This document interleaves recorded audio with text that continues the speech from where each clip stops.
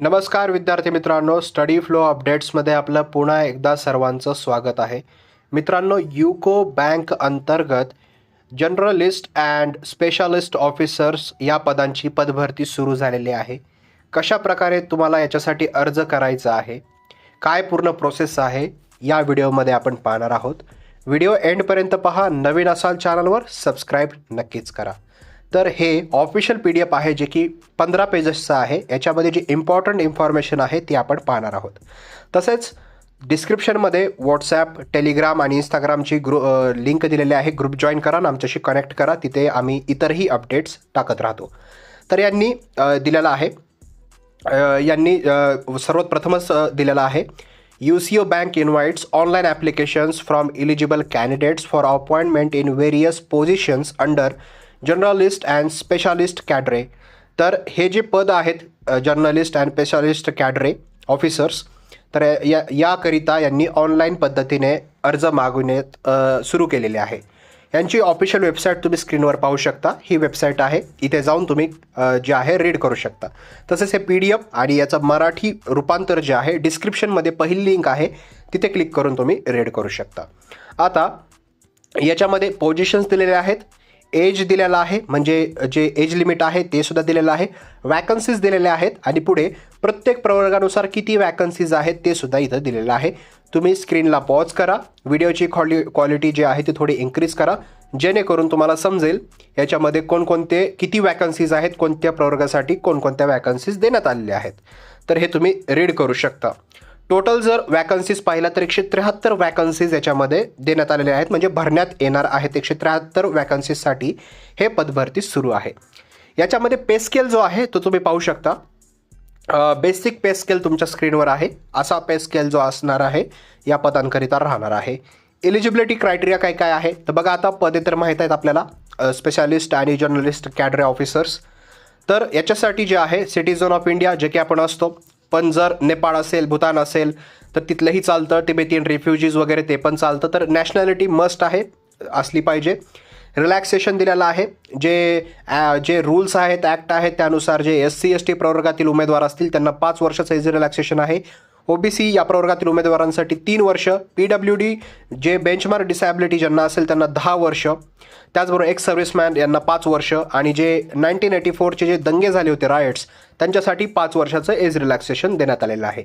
बाकी age relaxation आपण वरच पाहिलेलं आहे, हे इथेच तुम्हाला हे एज रिलॅक्सेशन देण्यात आलेलं आहे. हे तुम्ही पाहू शकता. जर ओपन असाल तर काही पदांसाठी 20 ते 30 आहे, मिनिमम 20, मॅक्झिमम 30. काही पदांसाठी 25 पासून आहे.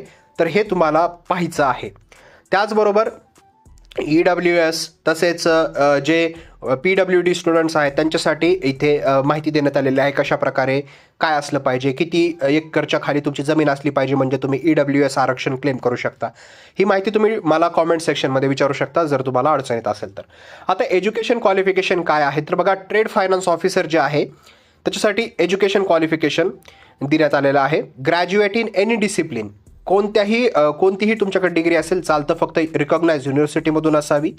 त्याचबरोबर फुल टाईम 2 वर्षाचं MBA किंवा पोस्ट ग्रॅज्युएशन डिप्लोमा झालेला असावा मॅनेजमेंटमध्ये. स्पेशलायझेशन असावं तुमचं फायनान्स किंवा इंटरनॅशनल बिझनेस. त्याचबरोबर एक्सपिरियन्स मिनिमम 1 वर्षाचा पोस्ट क्वालिफिकेशन एक्सपिरियन्स असला पाहिजे तुमचा बँकिंग किंवा फायनान्शियल सेक्टरमध्ये किंवा फॉरेन एक्सचेंज किंवा ट्रेड फायनान्समध्ये. तर इथे प्रत्येक जे पद आहे त्यानुसार त्याचं एज्युकेशन क्वालिफिकेशन आणि त्याचा एक्सपिरियन्स देण्यात आलेला आहे. जसं चार्टर्ड अकाउंटंट, जे नेटवर्क ॲडमिनिस्ट्रेटर, हे वेगवेगळे पदे आहेत. तर या प्रत्येक पदासाठी एज्युकेशन क्वालिफिकेशन आणि त्याचा एक्सपिरियन्स हा वेगवेगळा आहे. सो मेक शुअर तुम्ही हे कंप्लीट करत असाल.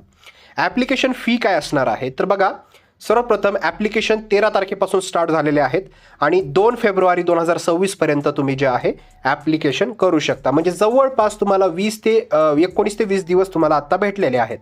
त्यामध्येच तुम्हाला जे आहे हे ॲप्लिकेशन करायचं आहे. याच्यामध्ये फी जी आहे SC ST आणि PWBD जे कॅन्डिडेट्स असतील त्यांना 175 रुपये फी आहे आणि ऑल अदर जे असतील त्यांना 800 रुपयाची फी आहे, इन्क्लुझिव्ह ऑफ GST. तर GST वगैरे जर ॲड केलं तर फी ही असू शकते 800च्या वरी जाऊ शकते, पण मिनिमम 800 रुपये फी आहे. मोड ऑफ सिलेक्शन कसं असणार आहे, ठीक आहे, आता तुम्ही फी भरली, ॲप्लिकेशन वगैरे भरलं, सगळं क्रायटेरिया कंप्लीट करत आहात तर बघा, ऑनलाईन रिटन एक्झामिनेशन होईल तुमची.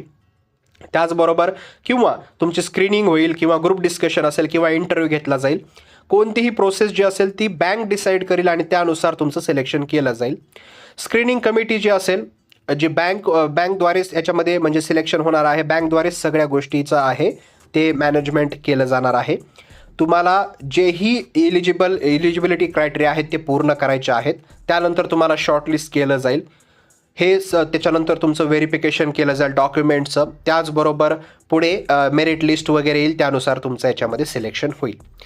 आता याच्यामध्ये प्रोबेशन आणि सर्व्हिस बॉन्डबद्दल दिलेलं आहे. मिनिमम सर्व्हिस पिरियड किती असेल, अमाऊंट काय असणार आहे, प्रोबेशन पिरियड काय असणार आहे. याच्यामध्ये प्रोबेशन पिरियड आहे. सो प्रोबेशन पिरियड तुम्हाला पाहायचं आहे. त्याचबरोबर अप्लाय कसं करायचं आहे याला, तर अप्लाय तुम्ही जे ऑफिशियल वेबसाईट आहे डिस्क्रिप्शनमध्ये मी लिंक देत आहे आर्टिकलची, तिथे रीड करू शकता आणि त्याच्यामध्येच ऑफिशियल लिंक पण देण्यात येत आहे. तिथे करिअर सेक्शनमध्ये जाऊन रिक्रुटमेंट अपॉर्च्युनिटीजला क्लिक करून तुम्ही अप्लाय करू शकता. मित्रांनो सिंपल आहे.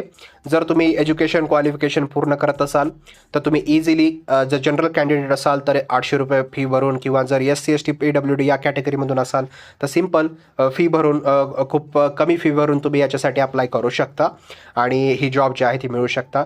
मित्रांनो या रिगार्डिंग काही क्वेश्चन असतील तर खाली कॉमेंट सेक्शनमध्ये विचारा. व्हिडिओ आवडला असेल तर लाईक करा. आमचे टेलिग्राम आणि व्हॉट्सअप ग्रुप जॉईन करा विसरू नका. तिथे आम्ही इतरही अपडेट्स टाकत राहतो. तर मित्रांनो हा व्हिडिओ पाहिल्याबद्दल धन्यवाद.